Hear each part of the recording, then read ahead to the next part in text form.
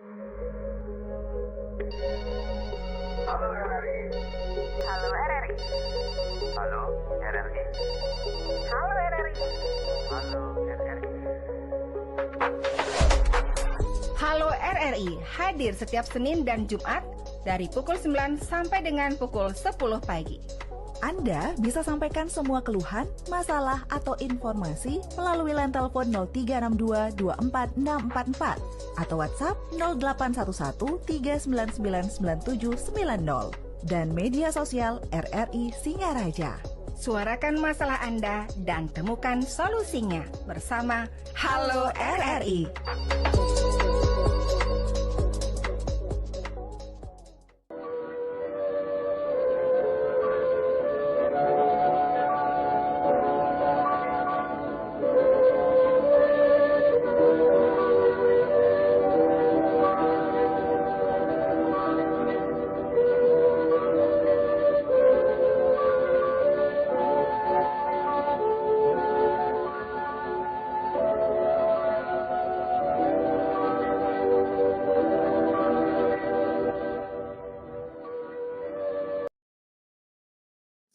Singaraja Bali. Mendengar selamat pagi, senang sekali saya Rizka Desiandra dapat menyapa Anda kembali. Tentunya di hari Selasa ini kita akan membahas terkait dengan topik-topik terkini dengan narasumber yang sudah hadir di Studio Pro 1 RRI Singaraja.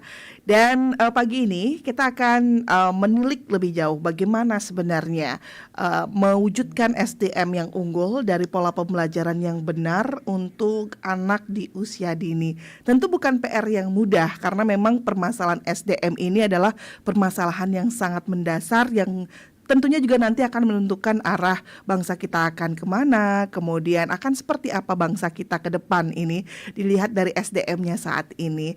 Dan untuk membahas lebih jauh tentang ini kita sudah bersama dengan Kepala TK Pelita Kasih Singaraja, Ibu Niluh Pudiarsini. Om Swastiastu, Miss Pudi. Terima kasih sebelumnya sudah hadir, dan Miss Pudi baru saja juga merampungkan pendidikan S2. Betul. Untuk pendidikan anak usia dini begitu ya Miss Pudi. Betul. Terima kasih sebelumnya sudah hadir Miss Pudi di tengah kesibukannya mempersiapkan tahun ajaran baru, tentunya menyempatkan diri untuk menyapa pendengar RRI. Dan kami juga mengajak Anda mendengar untuk dapat bergabung, menyampaikan atensi Anda, atau mungkin Anda mempunyai pertanyaan, masukan terkait dengan pola pembelajaran seperti apa sih yang dibutuhkan oleh anak-anak usia dini. Kita nantikan untuk atensi Anda di 081 1399 9790 dan juga di via 24644 di via telepon kami nantikan hingga pukul 10 waktu Indonesia Tengah. Baik, Miss Pudi, ini menarik ya kalau kita berbicara tentang pola pembelajaran, karena dari beberapa informasi yang saya baca dan memang sudah menjadi konsumsi khalayak ramai juga terkait dengan Indonesia mempunyai bonus demografi. Tapi sayangnya literasi negara kita itu masih jauh bahkan di bawah India begitu kan. Betul. Ada apa sebenarnya? Apakah memang pola pembelajaran yang perlu dikoreksi, atau mungkin yang paling lebih penting adalah bagaimana mempersiapkan anak-anak usia dini itu menerima berbagai macam literasi di usia selanjutnya? Kalau dari perspektif Miss Budi sebagai salah satu penggiat pendidikan, kemudian praktisi pembelajaran juga begitu, apa yang harus dikoreksi dari pola pembelajaran anak-anak kita? Silakan Miss. Oke, baik, terima kasih. Jadi seperti apa yang Mbak Rizka sampaikan ya, bahwasanya saat ini nih Indonesia sedang mempersiapkan generasi emas gitu ya, yang sedang digadang-gadang oleh pemerintah bahwa Indonesia akan menghadapi generasi emas di 2045 gitu ya. Oleh karena itu sebenarnya hal mendasar yang harus kita lakukan pertama adalah bagaimana kita memang mempersiapkan generasi-generasi yang nantinya yang digadang-gadang, yang diharapkan akan menjadi generasi emas kita gitu. Dan oleh karena itu ini juga bukan sesuatu hal yang mudah, karena memang untuk bisa mewujudkan itu dibutuhkan kerjasama dari semua pihak sebenarnya, terutama dari pendidikan anak usia dini, karena anak-anak ini yang nantinya akan menjadi generasi penerus seperti yang Mbak Rizka sampaikan, bahwa ini akan menentukan arah bangsa kita ke depan seperti apa. Nah, oleh karena itu supaya kita bisa mewujudkan apa yang menjadi cita-cita kita bersama, tentunya kita harus mulai dari yang paling dini dulu. Seperti yang kita tahu bahwa pendidikan anak usia dini ini dikenal sebagai fase pondasi ya. Iya. Kalau di dalam peraturan pemerintah juga di dalam panduan-panduan yang saya baca, anak usia dini atau pendidikan anak usia dini itu berada pada fase pondasi. Seperti yang kita tahu, yang namanya pondasi ini memegang peranan yang sangat penting. Kalau pondasinya kokoh, maka ke depan sampai ke atas-atasnya juga pastinya akan kokoh. Oleh karena itu, sebenarnya yang paling memegang peranan penting itu adalah bagaimana kita membentuk ataupun juga mendampingi anak-anak usia dini ini supaya bisa menjadi generasi yang siap. Yeah. Nah, generasi yang siap itu dimulai tidak hanya dari sekolah tentunya, tetapi dibutuhkan juga kesadaran dan juga kerjasama antara pihak sekolah dan juga pihak orang tua. Yeah. Nah, oleh karena itu kami biasanya di PAUD itu banyak sekali membuat program-program sebenarnya, bagaimana melibatkan orang tua di dalam prosesnya, bagaimana kemudian kami membuat kegiatan parenting untuk memberikan pemahaman dan persepsi yang sama antara pihak sekolah dan orang tua. Nah, oleh karena itu apalagi sekarang saya selaku praktisi pembelajaran, saya juga selaku kepala sekolah sangat senang ya menyambut dengan gembira adanya program wajar 13 tahun yang dimulai 1 tahun dari pendidikan anak usia dini dari TK. Dan tentunya ini juga merupakan gebrakan yang menurut saya sangat luar biasa. Dan jika ini dibarengin dengan perhatian, kemudian kolaborasi yang tepat, tentunya harapan kita supaya Indonesia emas dapat terwujud itu pasti bisa terwujud. Iya, menarik, ada wajar 13 tahun, Miss. Betul. Dan tadi juga Miss Pudi mengatakan bahwa fase sejak dini ini adalah pondasi begitu. Betul. Tapi kan tidak semua orang tua memahami akan hal itu begitu. Betul. Apa saja yang harus diperhatikan pada saat kita akan membangun pondasi ini untuk anak-anak usia dini? Yang pertama, tentunya di dalam setiap sekolah itu memiliki program ya.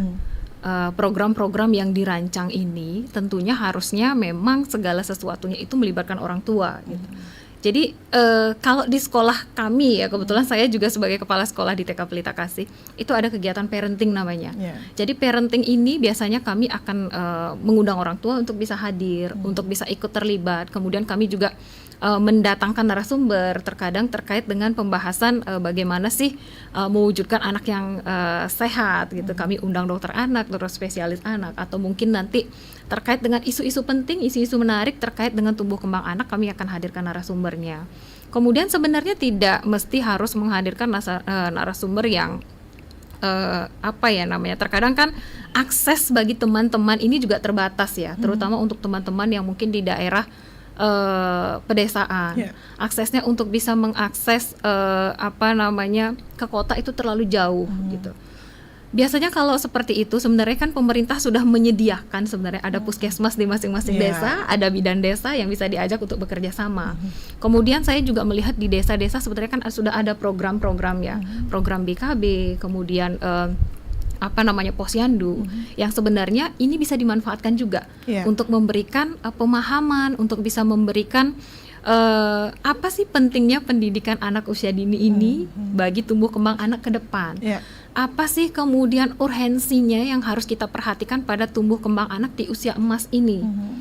Bahkan pemerintah kan ada programnya 1000 hari pertama kehidupan, dan ini dari dulu sudah digemakan gitu. Dan saya juga melihat sekarang ini programnya luar biasa, bahkan sudah sampai menyentuh ke pelosok-pelosok desa. Kemudian juga sekarang 1 desa 1 PAUD itu juga pastinya sebagai bentuk persiapan dari pemerintah. Nah, oleh karena itu supaya ini bisa dapat memberikan manfaat, dapat memberikan makna yang sesungguhnya, maka dibutuhkan kerjasama itu. Dan memang yang namanya pendidikan yang pertama dan utama itu adalah pendidikan keluarga. Sehingga ini keluarga ini juga penting untuk kita berikan semacam pendampingan juga, semacam kerjasama, supaya apa yang sudah diterapkan di sekolah ini tentunya bisa dilanjutkan lagi di rumah. Jadi tidak hanya berhenti, ataupun mungkin apa hal-hal penting di rumah yang sudah dilakukan oleh anak, kemudian ini juga bisa dikomunikasikan oleh keluarga terhadap sekolah. Jadi bisa balance nih, bisa sejalan antara sekolah dan rumah. Dan tentunya ini pasti akan memberikan dampak yang luar biasa. Ini ideal pada saat memang diterapkan dengan benar begitu, betul, ya Miss ya. Betul. Tapi tadi kembali menarik apa yang disampaikan oleh Miss Pudi, bahwa kan tidak semua Betul. orang tua mempunyai akses yang sama. Bagaimana Betul. dengan mereka yang ada di pedesaan? Sudahkah misalnya dengan standarisasi yang ada itu membuat semua lembaga pendidikan baik di kota dan desa itu mempunyai standar yang sama dalam pembentukan anak di usia dini, Miss? Kebetulan saya sering terlibat dengan Disdikpora Kabupaten Buleleng, dan saya melihat juga komitmen yang luar biasa ya, dengan salah satunya memberikan pelatihan kepada teman-teman kami yang ada di satuan pendidikan. Salah satunya mungkin isu yang paling strategis adalah stunting ya. Stunting itu kan juga berkaitan dengan tumbuh kembang anak.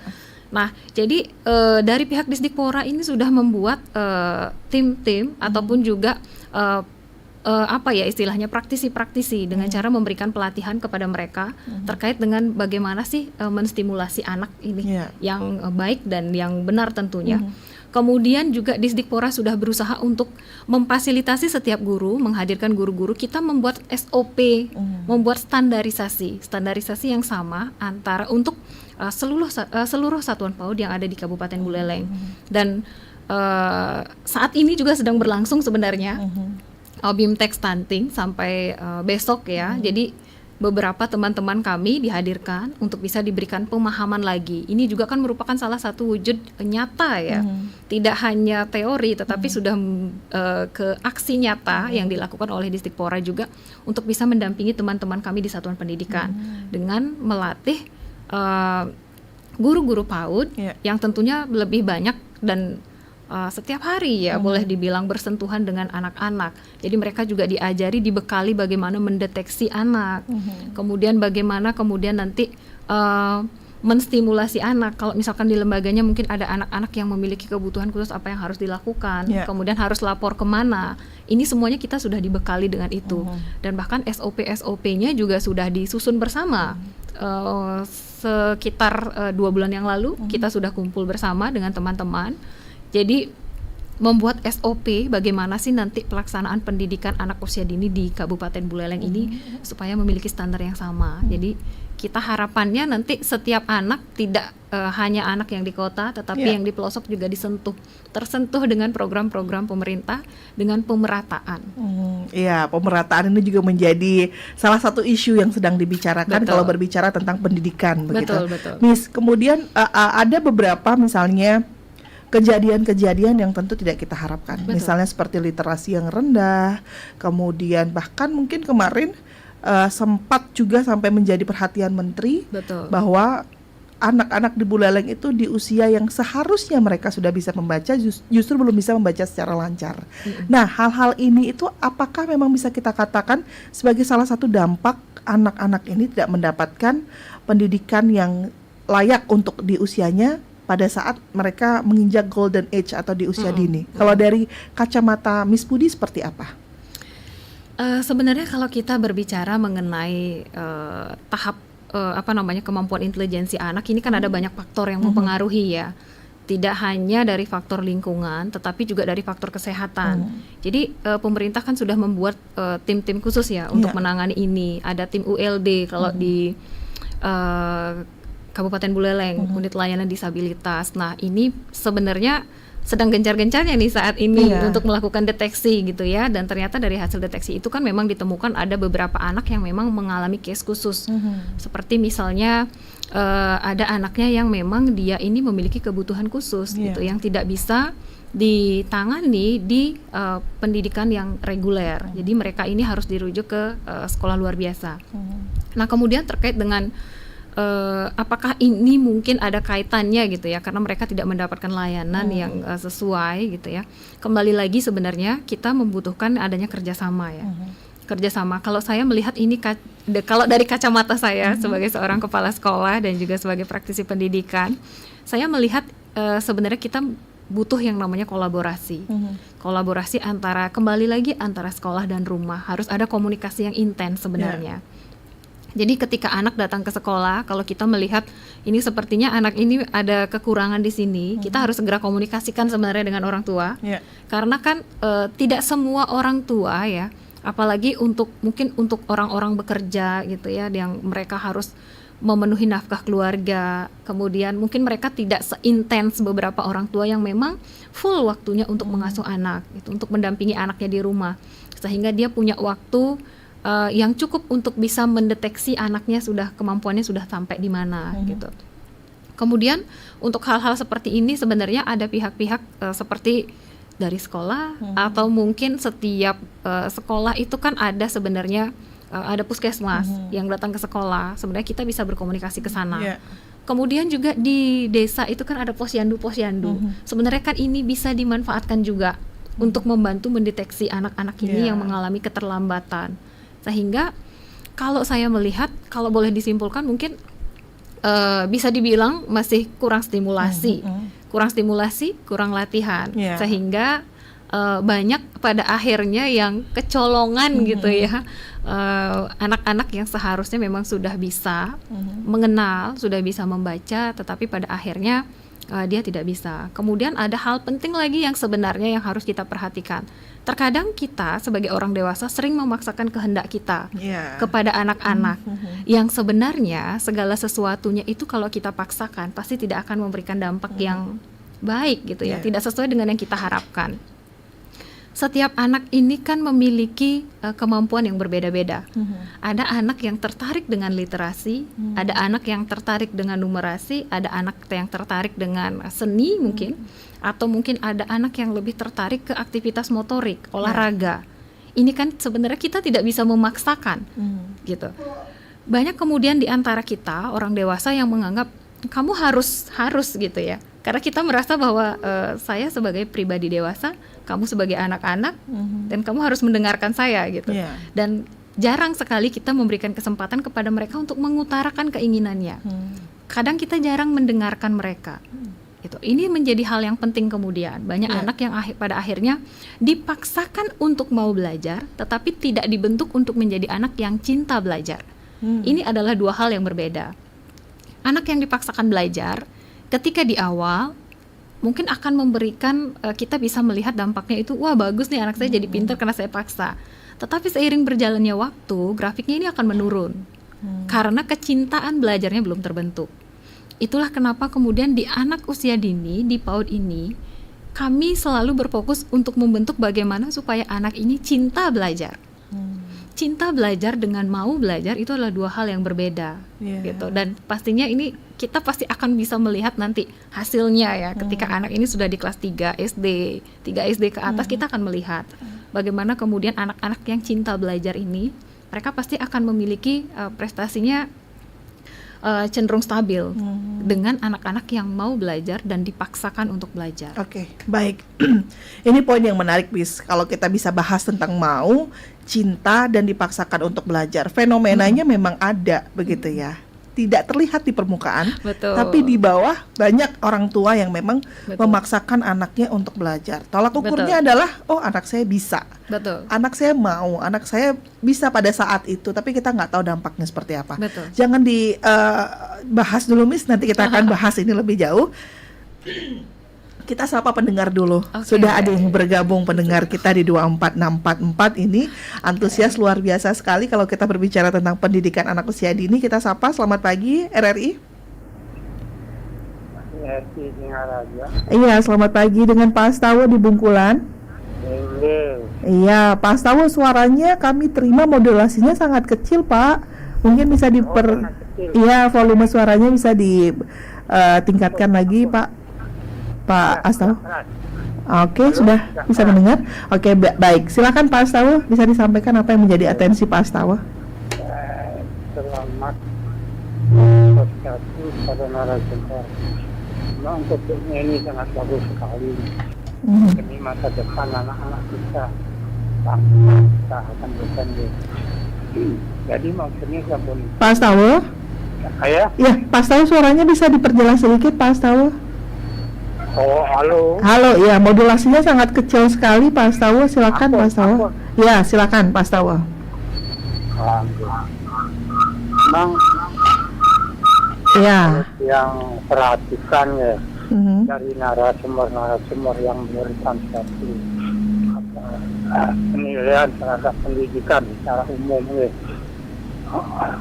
Apalagi masih halo. Ya, silakan Pak Astawa. Apalagi anak-anak. Apa sebabnya tadi kegagalan orang tua di di anak. Nah itu ada 3 katanya kegagalan, pola asuh, diet, dan lingkungan katanya 3 itu. Kalau itu yang betul-betul kita laksanakan yang baik, artinya ke depan anak-anak kita akan mampu berbuat sesuatu yang mana yang salah, mana yang tidak. Nah, apalagi sekarang fokus mengenai masalah pendidikan PAUD.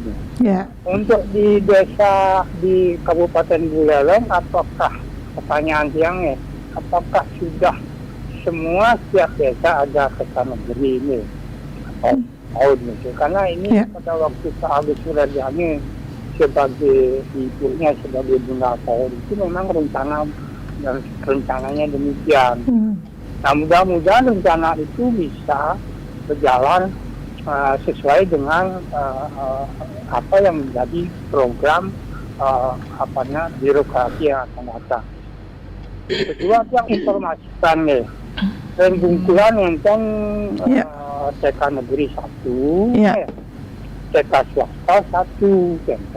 Nah, yang dengar katanya karena persoalan izin mungkin terlalu mahal atau bagaimana, sehingga tahun depan dia akan tidak menerima murid gitu. Padahal kita sangat mementingkan sekali ini begitu. Nah, bagaimana caranya usaha ibu supaya TK itu tidak bubar begitu. Ini betul-betul Bungkulan itu 14 banyak kan. Nah, rasanya masih kurang gitu. Kurang itu juga disebabkan karena mungkin taraf hidup kemiskinan yang ekstrem. Nah, sekian yang harapan, mudah-mudahan ibu narasumber bagaimana bisa anak-anak sekolah PAUD ini berjalan sebagaimana harapan dari pemerintah pusat maupun pemerintah daerah. Terima kasih Pak Astawa di Bungkulan, luar biasa semangatnya. Pak Astawa menyoroti tentang apakah di semua desa itu sudah ada PAUD, dan tadi beliau juga memberikan contoh case-nya itu di Bungkulan. Dulu ada TK tapi ternyata harus tutup karena tidak bisa menerima murid, tidak ada murid yang masuk. Nah, ini bagaimana dengan keprihatinan ini, Miss Budi? Tapi sebelum itu kita sapa kembali untuk Anda yang akan bergabung pendengar di via WhatsApp. Silakan di 24644 ada Pak Some. Selamat pagi Pak Some. Halo, selamat pagi Pak Some. Om Swastiastu. Om Swastiastu. Bu narasumber dan semuanya. Ini tentang PAUD. Kebetulan saya mengelola PAUD, 1 PAUD. Gitu. Wah, luar biasa. Di mana Pak Some mengelola PAUD? Di Sangsit. Ya, silakan Pak Some. Saya setuju sekali bahwa pendidikan usia dini mungkin kalau tidak yang paling penting, mungkin salah satu pendidikan yang paling penting selama hidupnya. Kalau di zaman dahulu mungkin karena PAUD nggak ada, SD kelas 1 itulah yang menanamkan karena pikiran mereka masih bersih, sehingga kalau diisi dengan hal-hal yang positif, tadi ditekankan cinta belajar, bukan terpaksa belajar, tidak dikarbit anak-anak itu. Mungkin juga harus ditambahkan cinta kemanusiaan, cinta lingkungan, sehingga dari kecil mereka sudah tidak menganggap ini orang Jawa, ini orang Bali, ini orang apa, semua dicintai. Walaupun saya punya identitas orang Bali, tetapi saya cintai orang Jawa. Walaupun saya orang Indonesia, tapi saya cintai juga saudara-saudara. Mungkin itu juga perlu ditanamkan sekali, apalagi tentang lingkungan. Karena seperti sekarang Bali banyak sampah, mungkin karena terlambat kita mendidik anak-anak kita untuk memilah sampah dari usia dini. Seperti saya dulu juga pernah asisten teacher di Australia, di SD salah satu di Australia. Ya begitu, dari kecil sekali TK sudah biasa memilah sampah.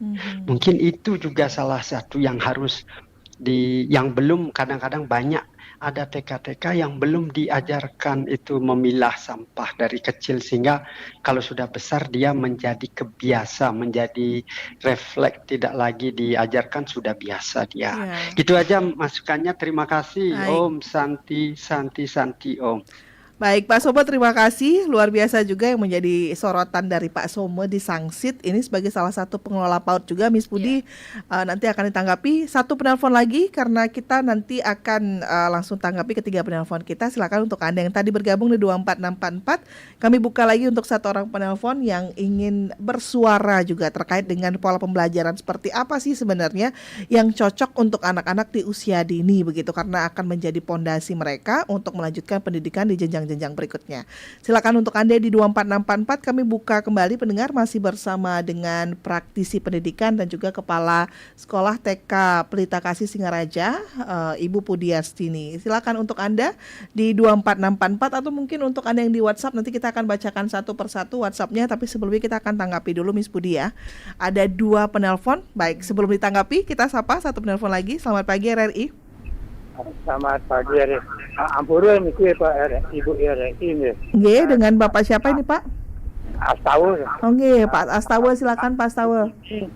Ada TK yang swasta, kan ya. Ada TK negeri yang swasta ini gara-gara izinnya mahal itu dia tidak menerima murid. Padahal TK ini kan yang sangat dibutuhkan oleh masyarakat untuk menerima murid. Baik. Tapi karena izinnya itu mahal, kan sehingga TK itu akan diubah. Baik. Terima kasih Om. Baik. Oke, baik. Terima kasih Pak Astawa sudah di ralat begitu ya, bahwa memang ada permasalahan administrasi dan menyayangkan sekali TK ini harus tutup gitu karena ada permasalahan administrasi dan beberapa siswa mungkin harus terbagi dengan desa lainnya. Baik, sebelum ditanggapi kita akan rehat sejenak dulu Miss Budi dengan satu buah iklan layanan masyarakat berikut ini. Tetaplah bersama kami pendengar di Pro 1 RRI Singaraja, kanal informasi dan inspirasi. Kanal informasi dan inspirasi Pro 1.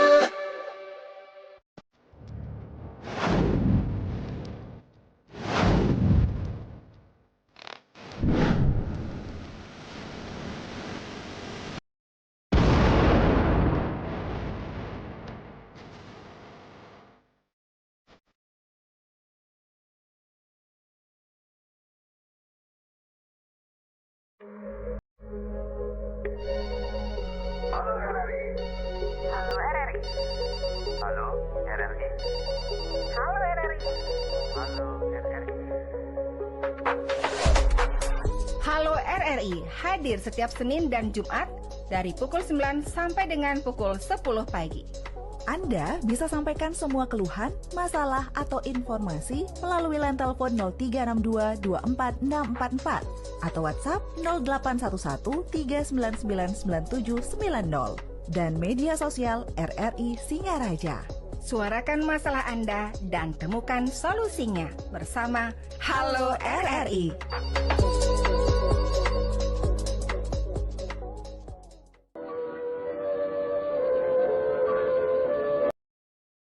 Inspirasi, kita masih akan membahas terkait dengan pola pembelajaran yang tepat untuk anak usia dini. Tadi sudah ada 2 orang penelpon yang bergabung, ada Pak Astawa dan juga Pak Somo di Sangsit begitu. Untuk Anda yang akan bergabung di via WhatsApp, nanti kita akan buka lagi di 24644 dan kita masih bersama dengan praktisi pendidikan dan juga Kepala TK Pelita Kasih Singaraja, Ibu Niluh Pudiarsini.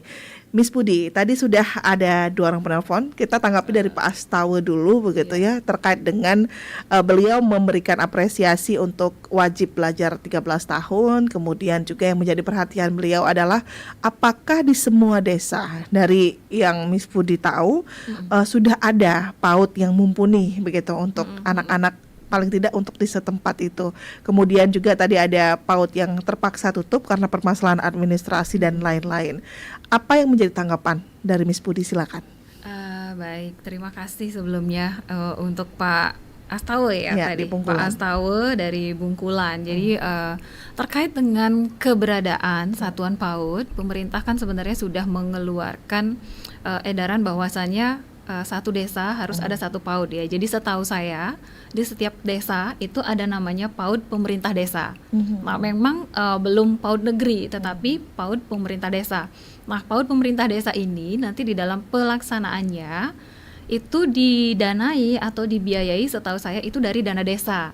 Sehingga di dalam prosesnya mungkin tidak terkait dengan pembiayaan dan lain sebagainya. Ini sebenarnya bisa didiskusikan dengan desa ya, karena kan ada yang namanya musrembang dan lain sebagainya. Sebenarnya ini bisa didiskusikan. Masyarakat bisa mengajukan semacam berdiskusi lah dengan pemerintah desa ya terkait dengan pembiayaan dan lain sebagainya. Selain itu juga kan sebenarnya kalau satuan PAUD itu semuanya kan mendapatkan dana bantuan operasional ya. Dana bantuan operasional dari pemerintah yang disebut sebagai BOS P reguler. Nah, jadi BOS P reguler ini sebenarnya bisa digunakan juga untuk pembiayaan terkait dengan keperluan yang dibutuhkan oleh anak-anak selama proses pendidikan yang ini penyalurannya itu 2 kali dalam setahun. Ada tahap 1 dan ada tahap 2-nya. Kemudian terkait dengan bagaimana kemudian satuan PAUD ini terancam bubar gitu ya, karena permasalahan administrasi. Sebenarnya terkait dengan permasalahan-permasalahan seperti ini, Bapak Ibu pengelola bisa datang langsung ke Dinas Pendidikan, bisa berkoordinasi dengan Kabid ataupun Kasih PAUD dan PNF, dan pastinya beliau juga pastinya akan membantu kita untuk mencarikan solusi-solusi yang tepat terkait dengan permasalahan-permasalahan yang dihadapi. Setahu saya sejauh ini Disdikpora Kabupaten Buleleng itu sangat komit ya, sangat komit bagaimana untuk membantu satuan PAUD ini untuk bisa tetap eksis di tengah-tengah masyarakat, bisa tetap hadir memberikan layanan gitu ya, yang optimal tentunya untuk anak-anak usia dini yang ada di lingkungannya. Jadi untuk Pak Astawa nanti mungkin bisa disampaikan bagaimana mencari solusi gitu ya, solusi bersama satuan PAUD ini, antara satuan PAUD, kan semua satuan PAUD itu berada di bawah naungan Disdikpora Kabupaten Buleleng.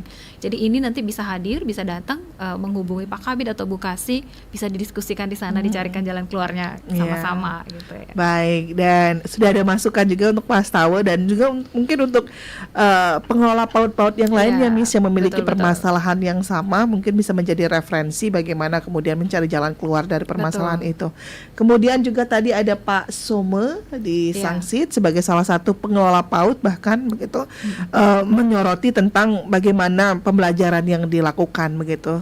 Nah, salah satu mungkin contohnya adalah sampah di Bali yang memang menjadi perhatian dunia bahkan begitu.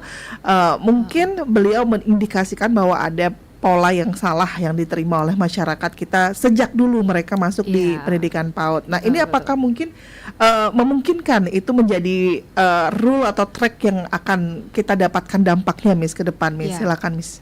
Betul sekali ya. Terima kasih Pak Some. Saya sepakat dengan apa yang beliau sampaikan, bahwasanya selain kita harus mengajarkan anak-anak ini cinta belajar, mereka juga harus cinta kemanusiaan dan cinta lingkungan. Karena biar bagaimanapun juga lingkungan itu adalah tempat kita hidup, tempat kita tumbuh, sehingga kita harus membuat apa yang ada di sekitar kita itu mendukung proses pertumbuhan dan perkembangan mereka. Salah satunya adalah terkait dengan sampah ya. Dari dulu mungkin kita selalu berfokus kepada seputar akademik. Kita fokusnya seputar akademik ya, bagaimana anak ini bisa mendapatkan nilai matematika 90 ke atas dan lain sebagainya. Kita lupa bahwasannya selain itu pertumbuhan dan perkembangan anak ini tidak hanya tentang akademik, tetapi juga ada sosial, kemudian ada juga kemandirian, kemudian juga ada hal-hal lain yang perlu diperhatikan. Dan sekarang ini pemerintah sedang gencar-gencarnya sebenarnya bagaimana membentuk karakter anak menjadi anak yang peduli terhadap lingkungan. Mungkin Mariska pernah membaca bahwa saat ini pemerintah Provinsi Bali tengah gencar-gencarnya menginstruksikan kepada satuan pendidikan untuk membuat yang namanya tebe modern. Tebe modern ini di setiap satuan pendidikan diharapkan ada, sehingga anak-anak diajarin bagaimana mengelola sampah dari sejak dini. Sebenarnya dengan kurikulum Merdeka kemarin, di era menteri sebelumnya juga sebenarnya sudah ditekankan ya bagaimana membentuk anak-anak yang memiliki profil Pancasila yang kemudian sekarang menjadi 8 profil lulusan ya. Nah, dari sana sebenarnya kita sudah diajarkan bagaimana kemudian anak-anak ini menjadi anak yang cinta lingkungan melalui P5-nya, melalui kegiatan-kegiatan yang di luar kegiatan intrakurikuler yang bisa memberikan dampak, bisa membentuk karakter mereka menjadi anak yang cinta lingkungan, cinta kemanusiaan. Di situ bagaimana anak-anak diajari bagaimana supaya mereka bisa aku sayang bumi melalui tema-temanya, kemudian kita semua bersaudara gitu ya, melalui kegiatan-kegiatan yang berdampak yang bisa dilakukan oleh satuan pendidikan. Salah satunya adalah bagaimana mengajarkan anak terkait dengan sampah ini. Oleh karena itu di Pelita Kasih kan kami sudah sebenarnya sudah melaksanakan ini ya, beberapa kali kegiatan P5 kami mengangkat tema tentang sampah. Kemudian kami mengangkat tema tentang lingkungan sekitar. Kemudian juga bagaimana kami bekerja sama dengan TPA membuat MOU gitu. Kemudian bagaimana kami membuat peraturan di sekolah untuk anak-anak kalau bisa bekalnya itu yang tidak menggunakan plastik gitu ya. Kemudian juga bagaimana kami karena PAUD ini kan membentuk ya, membentuk kemandirian, kepedulian dan lain sebagainya. Makanya dari PAUD ini sebenarnya harus benar-benar kita menanamkan nilai-nilai ini. Salah satunya bagaimana ketika selesai makan dia bertanggung jawab terhadap sampahnya dengan membuangnya di tempat sampah. Dan juga mereka harus sudah mulai diajarkan bagaimana memilah.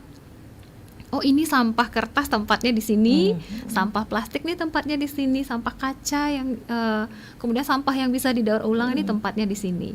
Nah, ini menjadi PR kita bersama sebenarnya, tidak hanya dari di sekolah, tetapi kan harapannya ini juga menjadi kebiasaan di rumah. Pun juga Ibu Gubernur juga akan sudah menginstruksikan bagaimana pemilahan sampah dari rumah. Kemudian inilah sebenarnya yang kita sebut sebagai kolaborasi, kolaborasi dan sebuah proses yang berkelanjutan ya, dari rumah, sekolah dan niscaya ke depan harapan kita membentuk mewujudkan anak-anak yang cinta belajar, cinta lingkungan, cinta kemanusiaan itu bisa terwujud jika kolaborasi ini tetap secara konsisten dan berkelanjutan kita laksanakan bersama-sama. Baik, menarik kolaborasi kembali lagi ya Miss ya, karena memang anak-anak tidak 24 jam juga di sekolah begitu. Pada saat pulang ke rumah kembali menjadi tanggung jawab orang tua. Betul. Baik, untuk Anda yang akan bergabung ada Pak Benson Andika kali ini di WhatsApp. Kita sapa dulu. Selamat pagi Pak Benson. Pagi Ibu. Iya, selamat pagi Pak Benson bersama dengan Ibu Niluh Pudi Arsini, silakan. Selamat pagi Ibu Kepala TK ya, TK Pelita. Silakan Pak Benson. Kalau di bawah ya, di masyarakat lah. Seringkali kan kita mendengar komparasi antara dunia pendidikan kita kemudian dibandingkan dengan dunia pendidikan di negara-negara lain, negara-negara maju lah misalnya. Anak-anak kita yang balik TK ke SD itu di dunia mereka itu tidak dituntut sesuatu hal yang sifatnya eksak misalnya. Lebih ditanamkan kepada etika, sopan santun dan sebagainya itu sesuai dengan nilai-nilai yang dimiliki oleh negara maju tersebut. Jadi kita masih sering kali kita lihat anak-anak dituntut untuk harus bisa hitung-hitungan padahal dia masih TK misalnya. Kita kan konteksnya TK ya. Iya. Harus bisa baca, harus menulis, harus bisa hitung-hitungan, bahkan bisa kali-kalian bagi-bagian misalnya kan. Dianggap sebagai sebuah kebanggaan diri jika anak lebih cepat bisa calistung misalnya dibandingkan mereka lebih paham etika dan sopan santun misalnya. Itu yang rasa menjadi salah satu hal yang kalau kita berbicara tentang bagaimana menciptakan generasi 2045 misalnya 2035 kalau ini tidak dipegang konsen saya rasa akan menjadi gagal itu ya.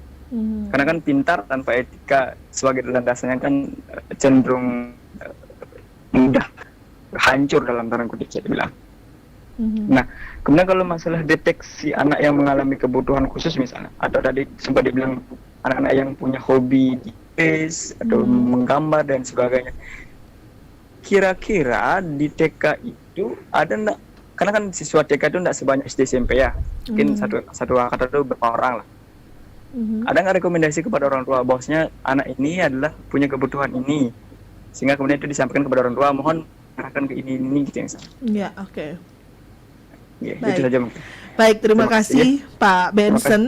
Ya, Pak Benson Yes. Andika juga sudah ikut bergabung. Miss Pudi, bagaimana tanggapannya dari apa yang disampaikan oleh Pak Benson ini terkait dengan anak bisa membaca di usia dini, kemudian dipaksakan untuk bisa mengikuti pelajaran yang belum usianya. Apakah itu suatu metode yang salah dari orang tua atau seperti apa? Ditahan dulu ya, Miss. Oke. Ada satu penelpon lagi, kita sapa. Selamat pagi RRI. Oke, selamat pagi. Selamat pagi, dengan Ibu siapa ini, Bu? Yang Ibu Made di Ibu Made di Sambangan. Silakan Bu Made. begini. Kalau bisa, kan kalau bisa nih, Mhm. jadi seharusnya setiap menyusun program atau SOP tentang pembelajaran, apalagi di TK, di SD dan lain sebagainya itu Mhm. seharusnya harus memperhatikan psikologi pendidikan, Mhm. psikologi anak. Kan ada itu, Miss. Ya. Jadi usia sekian begini, usia sekian begini. Kan itu ada tahap-tahap. Ya. Jadi anak-anak kalau sudah sesuai dengan psikologi anak, biasanya anak senang. Mhm. Jadi misalnya dia suka membacanya pada saat usia, pada saat di kelas 3 Mhm. sampai kelas 6 dah. Senang Ya. dah dia membaca. Mhm. Senang dah dia membaca. Senang dah ke perpustakaan dan sebagainya. Mhm. Ya. Dan kalau Baik. di TK atau di PAUD mungkin senang disanjung, dipuji ya. Nah kalau di TK atau di PAUD itu udah paling harus itu karakter. Ya. Ya, Baik. paling harus karakter. Kemudian seperti contoh dulu saya dulu ya, Mhm. itu kan tidak ada memperhatikan apa-apa ya. Ya. Rumah yang luar biasa. Di rumah yang luar biasa pendidikan karakternya. Mhm. Jadi itu sebenarnya. Jadi di rumah, di sekolah itu hanya ya sebentar di sekolah ya. Mhm. Di rumah yang perlu menyapu, mengepel dan lain sebagainya. Baik. Ya. Baik. Jadi itu yang harus perlu diperhatikan. Mhm. Kalau misalnya lagi sedikit itu, kalau misalnya anak itu normal, Mhm. umur kalau di SD kelas 2 itu maksimal udah bisa membaca. Oke, baik. Walaupun tidak les membaca, walaupun tidak les membaca. Karena pengalaman anak saya, kalau sudah sampai kelas 4 tidak bisa, ini yang perlu diperhatikan lebih lanjut begitu. Ya, baik. Ya, jadi Baik. harus perhatikan psikologi anak dan psikologi pendidikan. Baik. Terima kasih Bu Made di Sambangan. Enggak sama. Iya, baik. Terima kasih ada Bu Made, ada Pak Benson Andika. Ini juga terkait dengan kemampuan membaca. Nah, kalau dari Miss Pudi sendiri, idealnya anak-anak yang bisa membaca di usia PAUD itu apakah memang dikatakan wajar atau mungkin ada yang harus diperhatikan juga nih karena mungkin dipaksa belajar atau bagaimana? Silakan Miss Pudi ditanggapi. Iya, seperti yang saya sampaikan di awal tadi ya, ada anak-anak yang mau belajar karena dipaksa, ada anak-anak yang mau belajar karena dia memang suka belajar, dia cinta belajar gitu ya. Nah, terkait dengan fenomena kemudian anak-anak di TK sudah bisa membaca karena ikut les, kemudian juga mungkin karena stimulasi yang diberikan oleh orang tua. Sebenarnya kalau kita ingin menilai anak, sebenarnya kita bisa melihat dari tingkat kesiapan mereka. Kalau memang si anak ini kita lihat sudah siap dia untuk belajar membaca, tidak apa-apa diberikan kegiatan belajar membaca. Ya. Tetapi yang perlu orang tua dan perlu guru ingat bahwasannya anak-anak usia dini dunianya mereka itu masih bermain. Namanya taman kanak-kanak gitu ya, taman nih, masih taman. Taman itu kan identik adalah tempat yang menyenangkan bagi mereka gitu ya. Ya. Tempat yang bisa memberikan mereka rasa nyaman, rasa aman gitu ya. Sehingga ini nantinya akan membuat sebuah memori yang indah bagi mereka gitu, tidak dipenuhi dengan aduh iya dulu aku waktu kecil dipaksa ibuku untuk belajar membaca, aku sampai nangis-nangis dipaksa les dan lain sebagainya gitu. Justru itu kan akan memberikan kesan yang tidak menyenangkan bagi mereka. Kemudian terkait dengan belajar membaca di TK sebenarnya bukan berarti tidak boleh ya. Memang secara aturan saya tidak pernah menemukan aturan yang memang secara eksplisit menuliskan bahwa di TK itu tidak boleh calistung. Kan ini yang menjadi PR ya, yang banyak menjadi perbincangan. Tetapi yang ada adalah bagaimana kemudian pembelajaran di TK ataupun di PAUD ini dibuat dengan cara yang menyenangkan, dengan metode-metode yang bervariasi. Bagaimana kemudian guru bisa menyediakan media pembelajaran yang menarik. Misalnya guru mau mengajarkan anak tentang kosakata, kan tidak selalu mengajarkan kosakata itu harus dengan kertas, dengan pensil, dengan krayon gitu ya. Tidak selalu harus di atas meja gitu. Bisa ajak anak-anak ini dengan mengeksplor dunia sekitar mungkin, mau mengajarkan tentang bunga, anak-anak ini namanya bunga gitu ya. Kita bisa menunjukkan langsung benda aslinya. Oh, ternyata ini bunga. Karena banyak kita temui anak-anak itu tahu membaca, tetapi tidak tahu makna apa yang dia baca. Ini banyak sekali kita temui. That's why itu yang membuat literasi kita rendah. Betul ya, sekali, betul sekali. Karena dia tidak paham apa yang dia baca. Kemudian ini yang menjadi PR kita bersama. Bagaimana sebenarnya kita harus mempersiapkan dulu mereka supaya mereka ini siap untuk membaca. Kematangan kan ada kematangan dari segi psikologis, ada kematangan juga dari segi fisiologisnya. Ini kan perlu kita cari tahu bersama. Dan di sekolah guru kan dibantu oleh tenaga kesehatan, sebenarnya ada puskesmas ya. Guru kan setiap hari sebenarnya melakukan catatan, melakukan asesmen, melakukan observasi terhadap anak-anak. Seharusnya guru juga memiliki catatan terkait dengan kesiapan anak. Oh, anak ini sudah siap di tahap ini. Oh, anak ini sudah siap di tahap ini. Itulah kemudian kenapa kalau kami di Pelita Kasih selalu membuat yang namanya asesmen awal.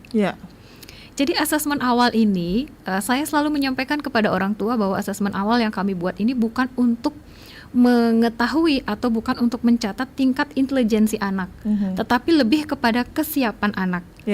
Kami ingin tahu anak yang akan kami hadapi nanti di sekolah ini kesiapannya sudah sejauh mana, polanya di rumah dengan orang tua seperti apa, pendekatan apa yang dilakukan oleh orang tua, kebiasaan apa yang mereka lakukan di rumah. Ini perlu juga guru untuk tahu. Oleh karena itu selalu saya bilang harus ada kolaborasi, harus ada komunikasi dua arah antara sekolah dan orang tua gitu. Kemudian tadi juga terkait dengan bagaimana kemudian anak-anak ini pendidikan karakternya gitu ya. Pendidikan karakternya itu yang paling penting ditanamkan, karena sering seperti yang Pak Benson sampaikan bahwa sering ada dikomparasikan gitu ya, sistem pendidikan kita dengan sistem pendidikan di luar. Di luar itu lebih banyak memberikan kegiatan kepada anak-anak bagaimana dia bisa menjadi anak yang peduli, anak yang mampu menolong dirinya sendiri melalui kegiatan-kegiatan practical life yang mereka dapatkan gitu ya. Sementara di kita mungkin masih banyak ya, meskipun tidak semua, mungkin masih banyak yang berfokusnya kepada tingkat akademik, fokusnya selalu ke akademik, nilai, angka yang mereka tuju, bukan pada tingkat kesiapannya, bukan pemahamannya. Banyak yang menilai dari produknya, bukan prosesnya. Proses ketika sampai anak itu bisa menghasilkan produk itu seperti apa. Sebenarnya ini yang harus menjadi perhatian kita bersama gitu ya, sehingga ke depan ini tidak akan lagi ada hal-hal yang bias gitu ya. Karena banyak sebenarnya yang kita masih jumpai di lapangan itu kayak bangga ketika anak saya sudah masih TK tapi sudah bisa baca loh, sudah bisa baca paragraf malah gitu ya. Kemudian ada orang tua juga beberapa yang saya temui ya, yang merasa berkecil hati kok anak saya belum bisa gitu. Nah ini juga dibutuhkan peran guru supaya bisa memberikan pemahaman kepada orang tua bahwasanya setiap anak ini memiliki tingkat pemahaman yang berbeda. Percepatan pertumbuhan dan perkembangan mereka berbeda, meskipun mereka akan melalui pola yang sama. Kemudian juga yang perlu kita perhatikan bahwasannya kita mengenal ada yang namanya teori kecerdasan majemuk ya, bahwa setiap anak ini sebenarnya mereka cerdas dengan bakat yang mereka punya. Gitu. Setiap anak ini memiliki kelebihan, tinggal bagaimana kita sebenarnya menggali kelebihan apa yang mereka punya. Tapi kebanyakan dari kita berfokus pada kekurangan apa yang dia punya, bukan pada kelebihannya. Ini yang kemudian menjadikan sesuatu itu pada akhirnya tidak sesuai dengan yang kita harapkan.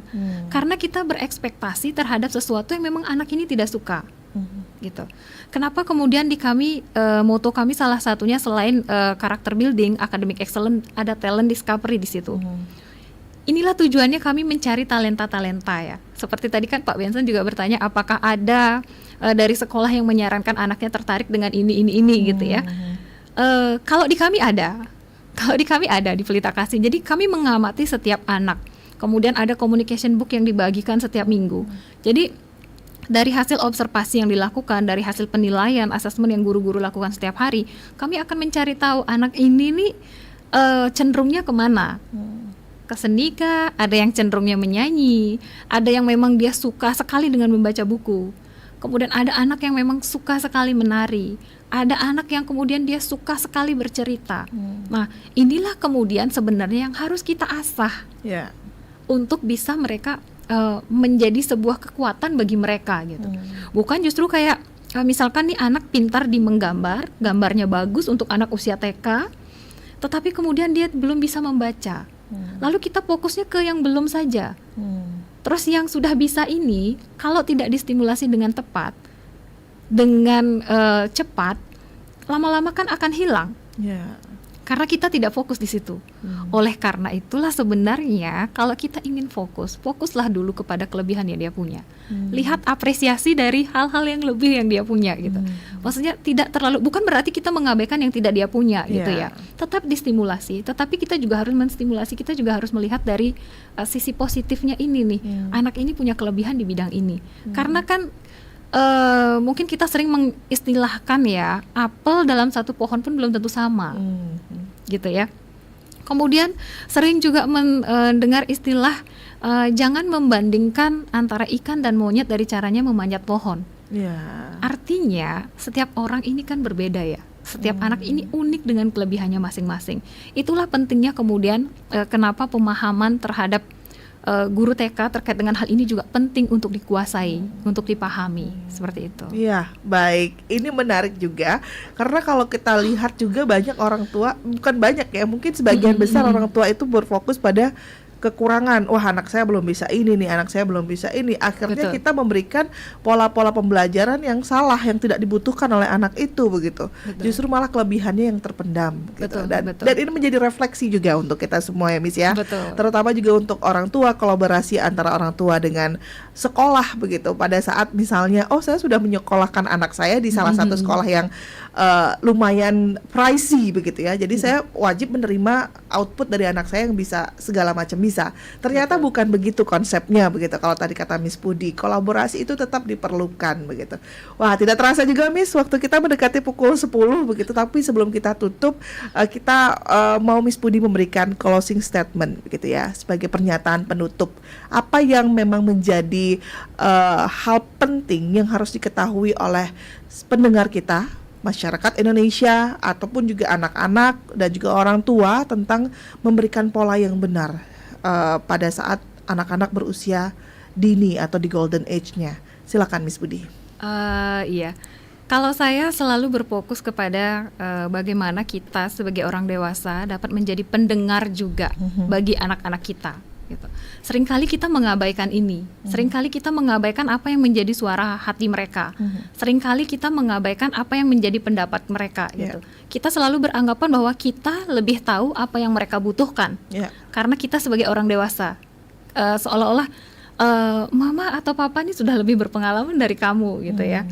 Jadi kamu ya sudahlah dengarkan saja. Nah terkadang justru apa yang menurut kita baik belum tentu baik untuk mereka, belum tentu baik juga untuk kehidupan mereka ke depan. Karena biar bagaimanapun juga ini mereka yang akan menjalani. Sehingga kita sebagai orang dewasa sebenarnya bagaimana kita bisa memposisikan diri sebagai pendengar, sebagai pengamat, sebagai teman, dan juga tentunya sebagai mengarahkan ya.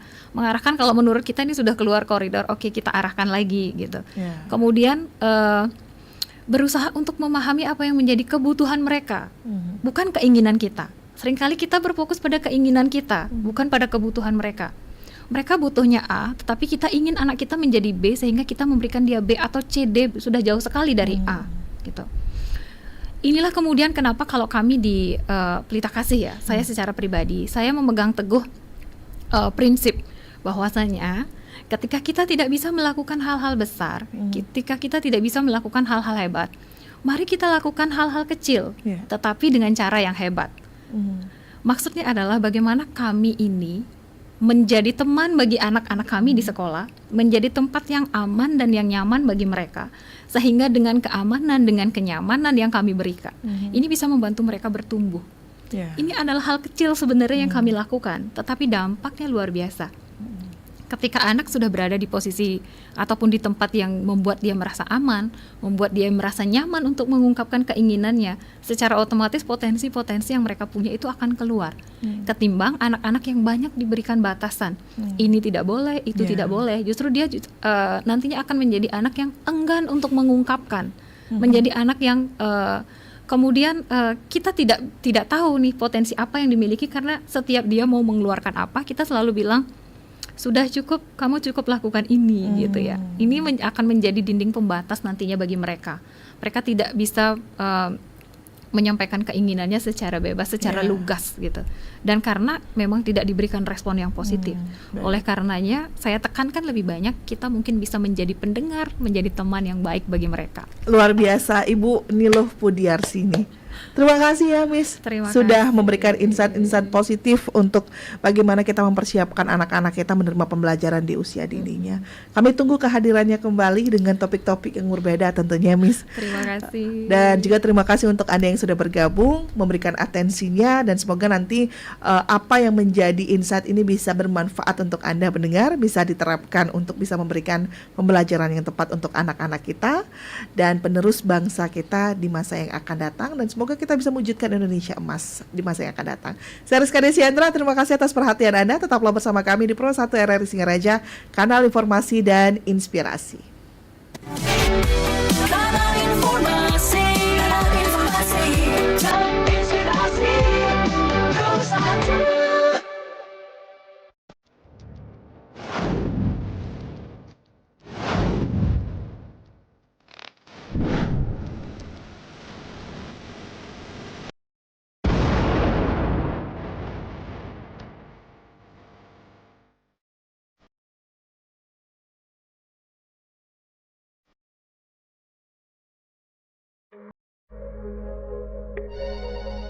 Halo RRI. Halo RRI. Halo RRI. Halo RRI. Halo RRI. Halo RRI hadir setiap Senin dan Jumat dari pukul 9 sampai dengan pukul 10 pagi. Anda bisa sampaikan semua keluhan, masalah, atau informasi melalui line telepon 0362 24644 atau WhatsApp 0811 3999790 dan media sosial RRI Singaraja. Suarakan masalah Anda dan temukan solusinya bersama Halo RRI.